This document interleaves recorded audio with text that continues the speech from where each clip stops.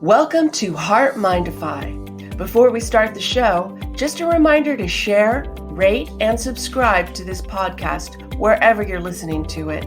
And please give us a 5-star rating. It helps us beat the big tech algorithms.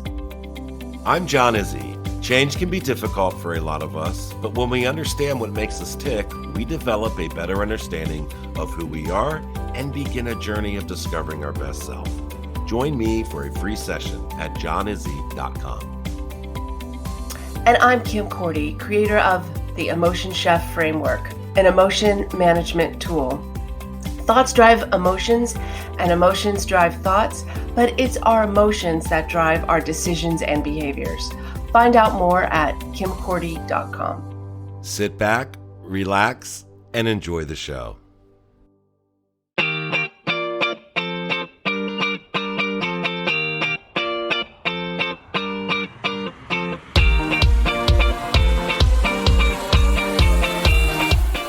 Knowing each other personally and socially for the past 10 years, Kim and John have joined forces, bringing years of experience and training, providing a platform for growth and personal development, along with a little humor.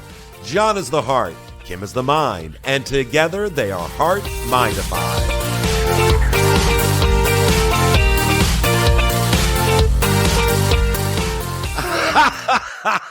Hey, Kim, how are you? I am fantastic, John. How are you? You know what? I'm doing okay. A little drained, but I'm doing good though. Things are good. How's weather in West Virginia? Weather in West Virginia is finally sunny.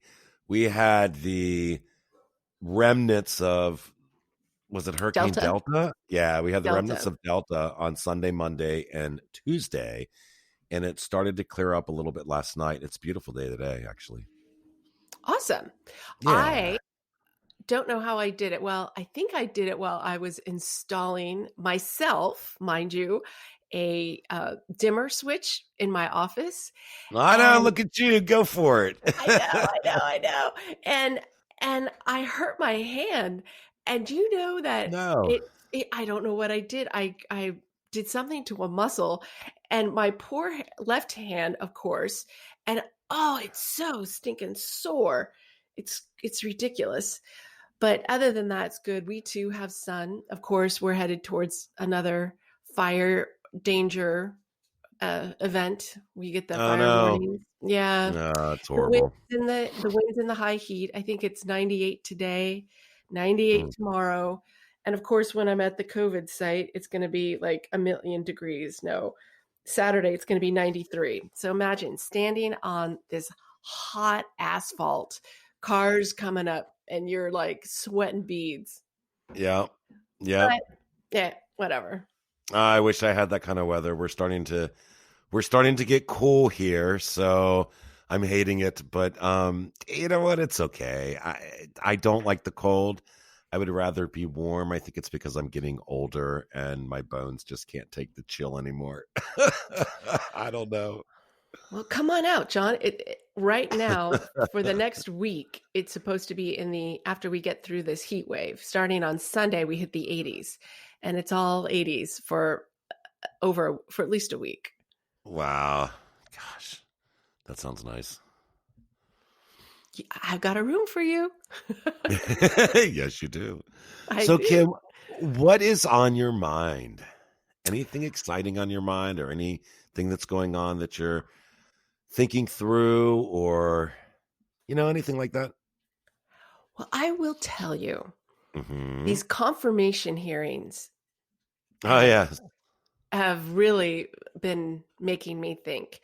And the question that I'm asking you, and I'd really like to ask, I wish this was an interactive show and people were calling in. Can you truly be unbiased? We hear this every time there's a confirmation hearing. They won't talk about how they feel on a certain subject or whatever because, I can't, that would be wrong. I can't look at all of the conditions or all of the circumstances and make a judgment, right? So they never really want to say anything. It's, to me, is stupidness, because you can look at what they've done before and you know which direction they're going to go because they've pretty much made statements on it. So to say that they could be unbiased, and I'm like, how could they be? Like, how they're so bent in a certain direction. So I said to myself, self, are you being overly negative? Is that even overly negative or is that just honest? You can't. Yeah, no, yeah, jeez. We all live our lives with experiences and beliefs and values and structures. And yes, we change over time, but, unless you're really looking to change your core values, those values sit with you throughout your life. So you might have a different way of explaining them, and you might have an enlightened moment or clarity around them. But for the most part, you carry your beliefs and your values throughout life. And I believe that. You could disagree, and that's fine. But my point is, with Did I have a that, look of disagreement? no, not at all. But my point is, with that, I think you come to every situation, no matter what the situation is, with your own set of bias and opinion. And yes, you can look at the facts and find answers to certain things based on the facts, but you can't deny your own prejudices based on a decision that you're going to make. It's like it's like in the beginning of a trial, a jury trial, when the judge and the lawyers are going through the jurors. They're looking for jurors that think the way that they think. They're not looking for an unbiased juror. There's no such thing. So I think it's really frustrating when we go down that form of questioning. Can you make a unbiased decision? And I think it's just hogwash. I don't think you can. I just don't. I think there is a separation because you said something interesting that got me to thinking. There is a differentiation between values and beliefs. Yep. Because a lot of my values stay intact throughout the years. Some of them have waned a bit, some have increased, but my beliefs have changed tremendously. And I think that's true of a lot of people. And what changes beliefs? Experiences. Experience, understanding, education, knowledge, interactions with other people.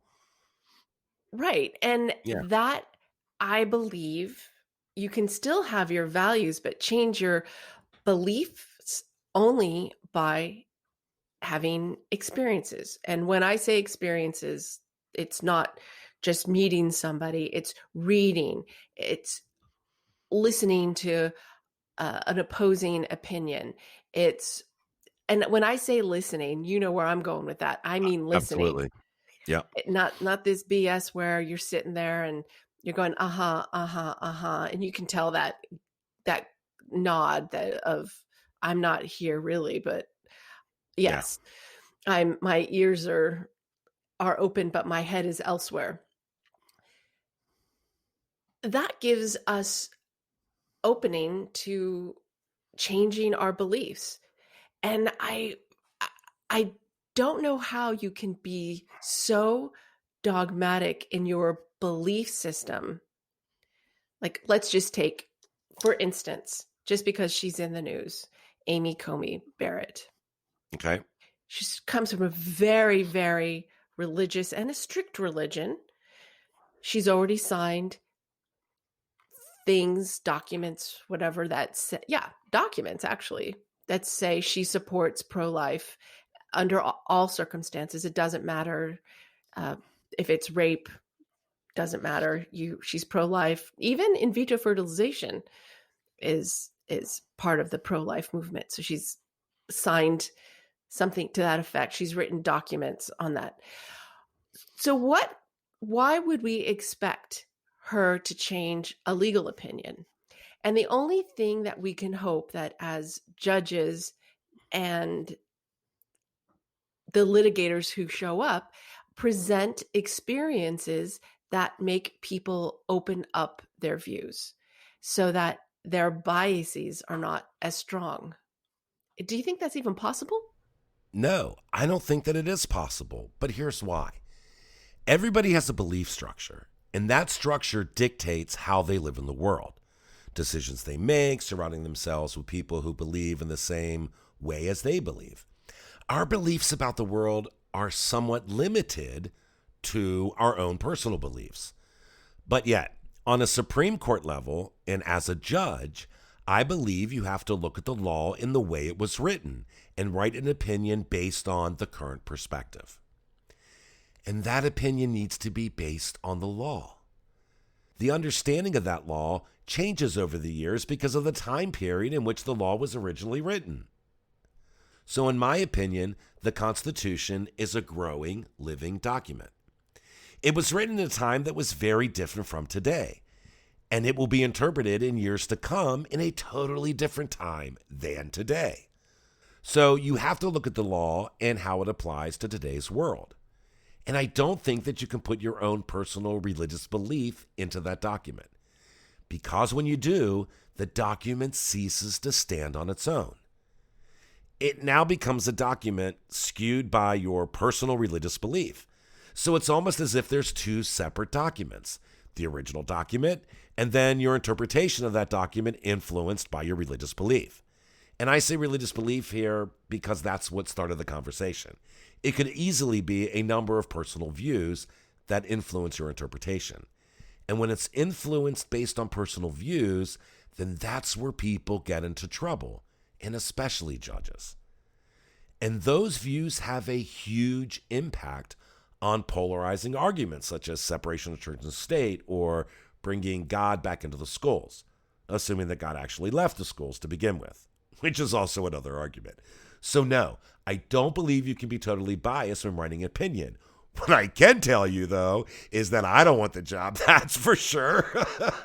I think until you recognize that your religious leaning or your cultural leaning or whatever that fragment of you that is participating in a decision, that it plays into your decision, because it does. And until you can recognize that, this is how I believe. And this is when you have to pull in those three brains, your gut, your heart, and your mind. It's never, ever, ever going to be bias free, is my point. No, I don't think it is either. And the only hope I think anybody has of being bias free is to recognize the bias and search out where their bias exists and how much is it factoring into your decision. You can't, let's just go back to Amy Coney Barrett because it's up front and center. You can't be a part of anything that is that strict of a religion and subscribe and sign off on anti-abortion everything and not have that play into your decision in Roe v. Wade. It's impossible. And to think that it isn't would be a misjustice of the human brain. Yeah, so I have a question for you. Biden's Catholic. John F. Kennedy was Catholic. And Coney Barrett is Catholic. From what I understand, Biden is pro-choice. Yeah. He's not making the laws, though. No, but... Oh, you're saying just because he's Catholic? Just because he's Catholic. So I have a difficult time trying to justify Biden's Catholicism versus Comey's Catholicism, right? Because some would think that she's towing the true Catholic line, and others would think that no, Biden's towing the true Catholic line. And my thought is, does it even matter? It's the reason why there's a separation of church and state. There's a reason why this isn't a religious country run on religious principles. It's based on the Constitution. It's based on the Bill of Rights. It's not like other countries that their founding documents are based on the scripture, right? So I think whether you like that or not, I think that's huge. I think that's extremely important. And I think the freedom of expression and the freedom of religion is to be celebrated in this country. But you can't allow that to influence laws that are going to affect religious freedoms of people that don't see eye to eye with your religious belief. It's like you're imposing a Catholic moral law or a Catholic understanding on someone who is Jewish or someone who is atheist or someone who is left of Catholicism or right of Catholicism. That's a really dangerous road to go down and a very difficult road to go down too. It shouldn't, but how can it not, is my point. And then how can it not? I would say is by broadening exposure and experiences. A lot of us live in a cloister, like I used to be in quite the cloister in my religious upbringing. And it's only when you get outside and expand that you change your beliefs. Maybe you don't soften them, or you have a belief system, but you don't want to impose it on everybody else. And I can just say this because of my strictness from which I was raised and where I'm at today. And this is when you said to me, well, how do you explain John Kennedy? How do you explain Joe Biden, which might be your question, which is how they are Catholic and yet are okay with being pro-life. I would say that's not ours to judge, but their experiences have made them such that they are open to that. They may not want it for them personally, but they see the need for it broadly. And that sometimes is a hard place for people to get to because they cling to their beliefs for themselves and impose it on other people, as you were into. I think you just outright said it. Oh, yeah, absolutely. Yeah, I think that's a huge problem. And go to Facebook and look at people's posts, and a lot of them will say, it's time to have God back in our schools. And that's great for you. Which God? Send your kid to a Christian school, right? Yeah. Because there are other kids in the public school system that don't have the same belief in the God that you believe in. So again, stop imposing your belief structure on the rest of the country. And that's my problem with Comey, is that I don't think she is going to be able to refrain from her belief structure and impose that on other people. Why do I say that? Because she still calls homosexuality a sexual preference. Oh, for God's sakes, what are we, in 1950? I can't even understand that comment. So I question it, right? I question, if you're that backward in thought, then are you forward in anything? Or are we having you on the Supreme Court going to keep us back? And if that's the case, are you reading the documents today in light of today's society? Or are you reading them in light of some other society that obviously you don't live in, because that's not reality? I don't know. I just keep going back to exposure, right? And gaining insight and not trying to limit your opinions, your judgments on just what you know right now. Because I too was raised that it was a choice and that you could not be gay. And it wasn't until I was with a coworker who looked at me. I loved him. His name was Gary. And Gary looked at me one day and said, you know, Kim, if I could not be gay, my life would be so much easier. But it doesn't work that way. And it was something in how he said it to me. It hit home. Like, wow. Like, he can't choose any differently as to whom he's sexually attracted to and whom he chooses to love intimately in a relationship than I can. Yeah. It was just that evident to me. That's where I keep going back to, if we can give our brain more to choose from, more exposure, more experience.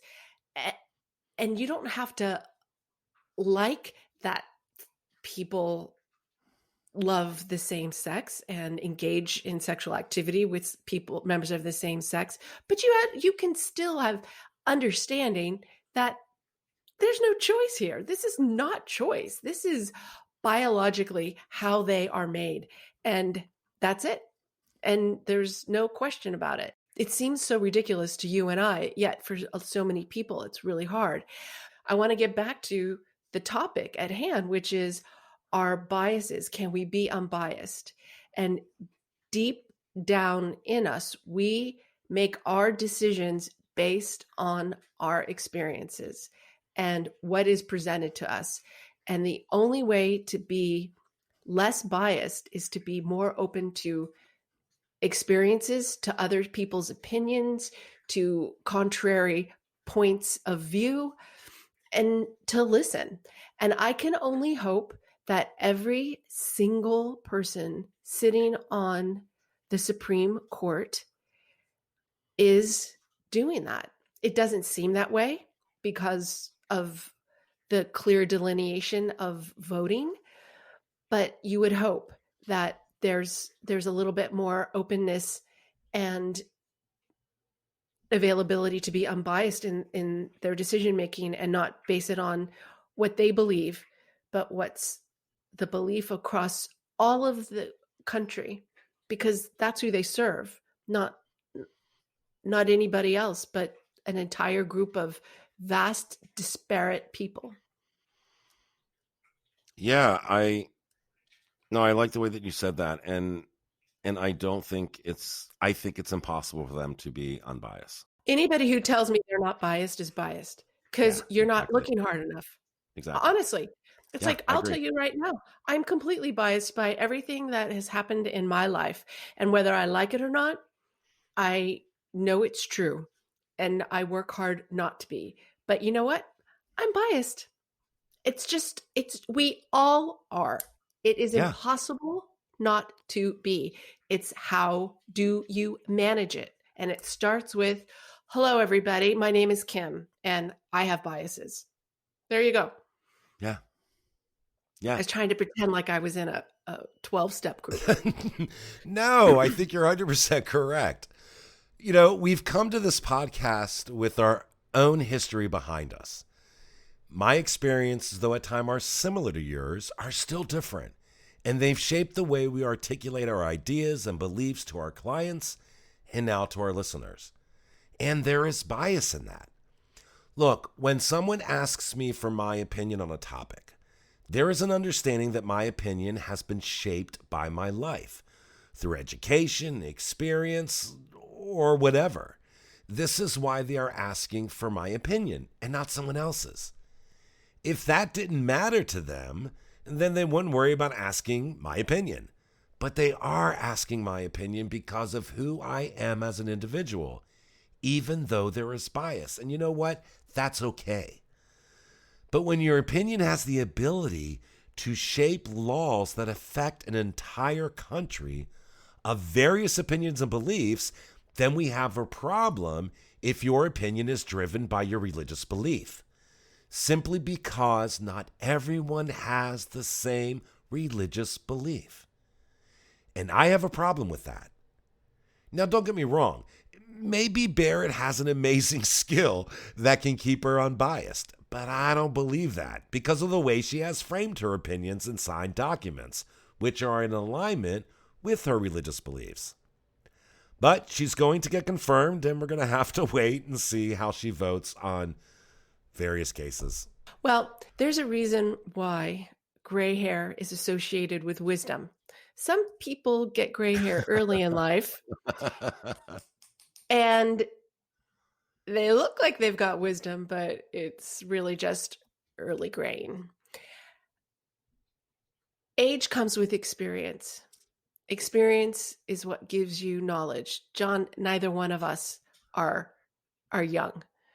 And I'm just Nope. going back to this point of find someone older, find somebody who doesn't necessarily give you the answers that you want to hear, and you're going to get more honest and a little bit more unbiased feedback. And when I say it's unbiased, it's because you're not seeking someone who's going to confirm what you want to hear.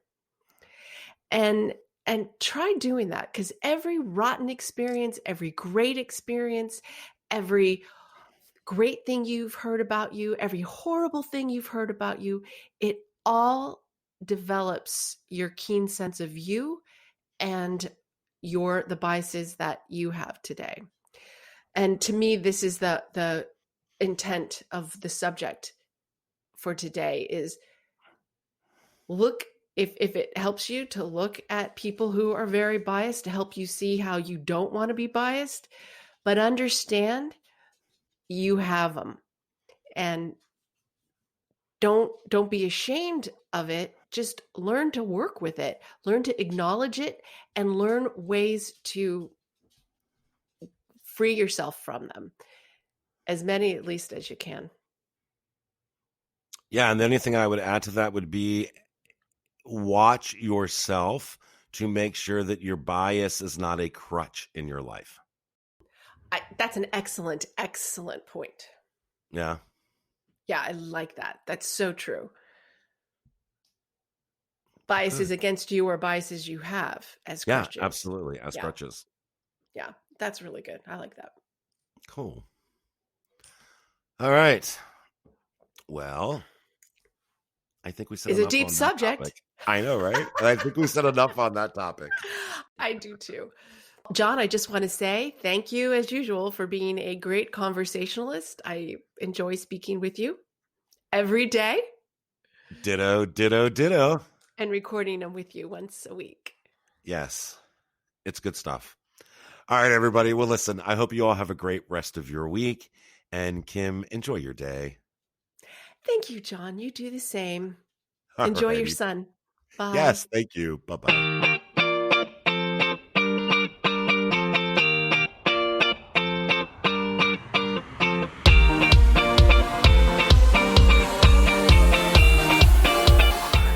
New shows are available every Saturday right here on HeartMind-ify.podbean.com or wherever you listen. Kim and I would like to thank each and every one of you for allowing us to be a small part of your life. Be kind to yourself and remember, our hearts tell the story, but our mind is the conductor.